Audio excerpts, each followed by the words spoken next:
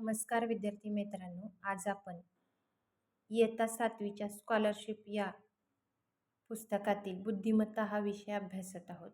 यामध्ये स्वाध्याय 1 आपला चालू आहे. यामधील 1 ते 7 गणितं आपली यापूर्वी झालेली आहेत. आता आपण याच स्वाध्यायातील प्रश्न 8 पाहूया. प्रश्न 8 काय आहे? जर क बरोबर 2, ख बरोबर 4, ग बरोबर 6, घ बरोबर 8, ग बरोबर 10 याप्रमाणे वर्णमालेतील अक्षरांना दाखवल्यास चढ हा शब्द पुढीलपैकी कोणत्या संख्येने दर्शवता येईल? सलग आपली ही आहे अक्षरमाला लिहायची.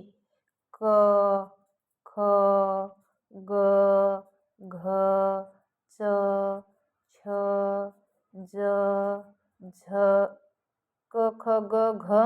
इथं ड, ग चा उच्चार होतो बघा, ते ड. च, छ, ज, झ, त्र, ट, ठ, ड, ठ, ड, ढ, न. आपल्याला चढ हे ठ आहे. चढ हा शब्द विचारला आहे म्हणजे ढ पर्यंतच आपल्याला अक्षरमाला बास होते. त्याच्या पुढची दिली असती तर आपण आणखीन अक्षरमाला पुढे वाढवली असती. आता याच्यामध्ये काय दिलेलं आहे की प्रत्येक अक्षराला त्यांनी एक क्रमांक दिलेला आहे. म्हणजे बघा, क साठी 2 आहे, मग ख साठी काय आहे? 4 आहे, ग साठी काय? 6. म्हणजे 2च्या पटीतील संख्या आहेत ना, 2, 4, 6, 8, 10, 12, 14, 16, 18, 20, 22, 24, 26, 28, 30. 2 2 न संख्या वाढवलेल्या आहेत. मग आपल्याला चढ हा शब्द विचारलेला आहे. च प्लस ढ, चढ. मग च साठी काय वापरला आहे? 12. त्यांनी दिलंच आहे 2 2चा फरक. मग च साठी 12 आणि ढ साठी काय आहे? 28.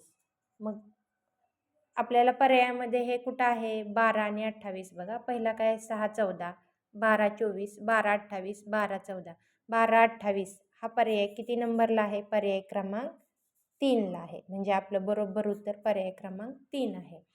तुम्हाला अक्षरमाला लिहायला वेळ लागते असं वाटत असेल तर तुम्ही ते लगेच पटपट अक्षरमाला बोटावर पण करू शकता की ड, ग, ग नंतर काय आहे? घ, च, छ, ज, झ, घ नंतर घ, ग नंतर घ, घ, च, छ, ज, झ, ट, ठ, ड, ढ. असं बोटानंतर 2 2 बोटं च कुठं आलंय? घ, घ नंतर च म्हणजे 10 नंतर 12 लगेच. आणि ढ कुठं आलंय? 10 न वाढलंय म्हणजेच 12, 14, 16, 18, 20, 22, 24, 26, 28, 30. अशा प्रकारे हे प्रश्न आपण सोडवू शकतो. त्यानंतर प्रश्न 9वा. मना वासना दुष्ट कामा नये रे, मना सर्वता पाप बुद्धी नको रे. वरील श्लोकात किती आकारांत शब्द आहेत? आकारांत. याच्या अगोदर तुम्हाला आकारांत म्हणजे काय हे समजायला हवे. म्हणजे शब्दांचे वर्गीकरण करता यायला हवं. यामध्ये बघा, आता शब्दांचे वर्गीकरण म्हणजे काय आधी आपण समजून घेऊ. शब्दांचं वर्गीकरण म्हणजे काय? शब्दाच्या शेवटच्या अक्षरात जो स्वर असतो त्याप्रमाणे शब्दाचे वर्गीकरण होते. फॉर एक्झाम्पल मी ते 2-3 शब्द लिहिलेले आहेत. पहिला शब्द आहे सभा. सभा याच्यामध्ये शब्दाच्या शेवटच्या अक्षरात, शब्दाचे शेवटचं अक्षर कोणतं आहे? भा. भामध्ये भाचा उच्चार करताना शेवटला काय कोणता स्वर मिसळला आहे? आ. स भा आ चा उच्चार होतो का नाही? म्हणजे शब्दाच्या शेवटच्या अक्षरात जो स्वर असतो त्याप्रमाणे शब्दाचे वर्गीकरण होते. भा म्हणताना आचा स्वर मिसळला आहे म्हणून हा आकारांत शब्द. आता दुसरा शब्द आहे अक्षर. अक्षर. र म्हणताना अचा उच्चार होतो ना शेवटी, ह्या अक्षर र अचा उच्चार होतो म्हणून अस्वर मिसळला आहे ह्या र मध्ये. म्हणजे हा कसला? अकारांत. आ आला शब्द की आकारांत, आला शेवटी शब्दाच्या की अकारांत.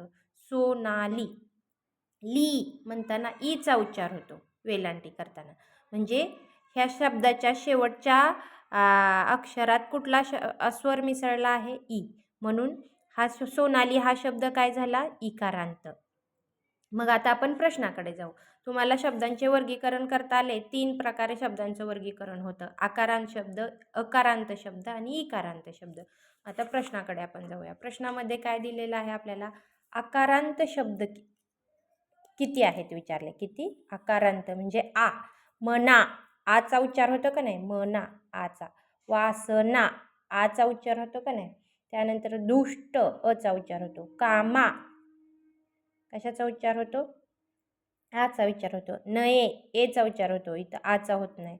मना, आचा उच्चार होतो. सर्वथा, आचा उच्चार होतो. पापबुद्धी, ईचा होतो. नको, ओचा होतो. रे, एचा होतो. म्हणजे वरील अक्षरात किती आकारांत शब्द आहेत? मग मोजा. आकारांत शब्द किती आहेत? 1, 2, 3, 4, 5. म्हणजे आपलं उत्तर काय असणार? 8, 7, 6, 5. काय येणार आपलं उत्तर? 5. काय येणार? 5. म्हणजे पर्याय क्रमांक 4ला तुम्हाला गोल करावा लागेल. त्यानंतर प्रश्न 10वा. वृक्षमित्र पुरस्कार प्राप्त गुरुवर्याचे हार्दिक स्वागत करून त्यांना आम्हा सर्वांतर्फे शुभेच्छा इच्छितो. या वाक्यात किती जोडाक्षरे आलेले आहेत? तुम्हाला याच्या अगोदरच प्रश्न क्रमांक 7 मध्ये जोडाक्षरे म्हणजे काय हे शिकवलेलं आहे. प्रश्न क्रमांक 7 मध्ये आणि त्याचे नियम पण लिहून दिले. काय होतं जोडाक्षराचे नियम? आपण आणखीन एकदा रिव्हिजन मारू त्या जोडाक्षराच्या नियमामध्ये. प्रश्न क्रमांक 7 मध्ये पण जोडाक्षराचाच प्रश्न झालेला आहे. जोडाक्षरे हे एकापेक्षा जास्त अक्षरे, म्हणजे जोडाक्षरामध्ये काय असतं? व्यंजन आणि स्वर दोन्ही मिक्स असतात, म्हणून त्याला जोडाक्षर म्हणतात. जोडूनमध्ये उदाहरणार्थ द्या. द्यामध्ये काय तयार झाले? द, अर्ध, य, आद्य, अर्ध आणि आ. द, य आणि आ हे मिळून द्या शब्द तयार झाले का नाही? म्हणजे द आणि य हे काय झाले? व्यंजने. आणि आ काय झाला? स्वर. एकापेक्षा जास्त अक्षरे जोडून बनतात, म्हणून हे जोडाक्षर झालं. त्यानंतर पुढं काय? क्ष आणि ज्ञ ही संयुक्त व्यंजने एकापेक्षा जास्त अक्षरांपासून तयारी झालेली आहेत, म्हणून ती जोडाक्षर आहेत. आता क्ष मध्ये एकच स्वर येतो पण शेवटी, पण व्यंजने जास्त आलेले पाहिजेत एकापेक्षा जास्त, म्हणजे ते जोडाक्षर होते. आता क्ष मध्ये क पण एक व्यंजन आले, श पण एक व्यंजन आले आणि शेवटी त्याच्यामध्ये एक स्वर मिसळले, व्यंजन प्लस स्वर. म्हणजे हे काय झालं? क्ष हे जोडाक्षर झालं. आता ज्ञ मध्ये द एक काय आले? व्यंजन आले. न पण एक व्यंजन आले आणि अ हे काय आले? ज्ञ. अचा उच्चार होतो ना शेवटी, म्हणजे हे पण एक जोडाक्षर आहे. एकापेक्षा जास्त व्यंजने आणि स्वर मिळून जोडाक्षर तयार होतं. मग जोडाक्षर काय नाहीत? तर तृ, ऋ, ऋ यांसारखी जोडाक्षरे नाहीत, कारण केवळ एक व्यंजन ऋ या शब्दाबरोबर स्वराबरोबर मिळते. आता तृ म्हणताना काय होते? त आणि ऋ ह्या दोनच अक्षरांचा उल्लेख होते. म्हणजे एकापेक्षा जास्त व्यंजने यायला पाहिजेत आणि एक स्वर यायला पाहिजे, म्हणजे हे काय होते? जोडाक्षरे बनत नाहीत. मग बनतेत काय? हे वरचा रपार असणारा कर, क्र, पोटात रेग असणारा रिय, श्र यांसारखी अक्षरे जोडाक्षर आहेत. कर मध्ये काय? क, र अधिक क बरोबर अ हे जोडाक्षर बनते. क्र मध्ये क अधिक र बरोबर अधिक अ बरोबर क्र तयार होते. रिय मध्ये काय? र चा उच्चार होतो, य चा उच्चार होतो, हे व्यंजने झाली, हा स्वर झाला. व्यंजन प्लस स्वर जोडाक्षर. श्र मध्ये श आणि र ही व्यंजन झाली, अ हे झालं स्वर. आता ह्या जोडाक्षराच्या नियमानुसार आपण हा प्रश्न सोडवू शकतो. वृक्षमित्र पुरस्कार प्राप्त गुरुवर्याचे हार्दिक स्वागत करून त्यांना आम्हा सर्वांतर्फे शुभेच्छा इच्छितो. या वाक्यात किती जोडाक्षरे आलेले आहेत बघा. आता कोणकोणते जोडाक्षर आहेत बघा. क्ष हे जोडाक्षर आहे.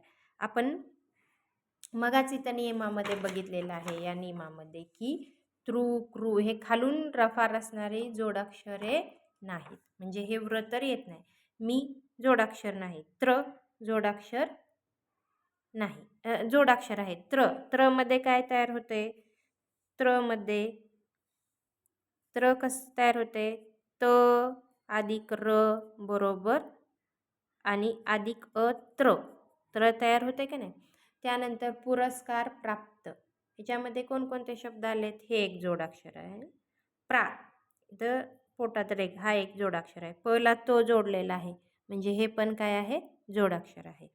गुरु वर यांचे इथे एक रफार आलेला आहे, हे एक जोडाक्षर आहे. हार्दिक इथं र, द ला र जोडलंय का नाही? म्हणजे हे एक जोडाक्षर आहे. त्यानंतर आणखीन पुढं स्वागत, सला व जोडलं, हे एक जोडाक्षर आहे. करून त्यांना, इथे एक जोडाक्षर आलेलं आहे. ना नाही. आम्हा, म्हा, मला ह जोडलंय म्हणजे हे एक जोडाक्षर आहे. सर्वान, र आणि वचा एकत्रित उच्चार होते म्हणजे हे एक जोडाक्षर आहे. तर्फे, हे एक जोडाक्षर आहे. शुभेच्छा, चला छा जोडलेला आहे म्हणजे हे एक जोडाक्षर आलेले आहे. इच्छितो, हे तर चला छ जोडले म्हणजे हे एक जोडाक्षर आले आहे. मग आता बघा याच्यामध्ये एकूण किती जोडाक्षरे आलेली आहेत?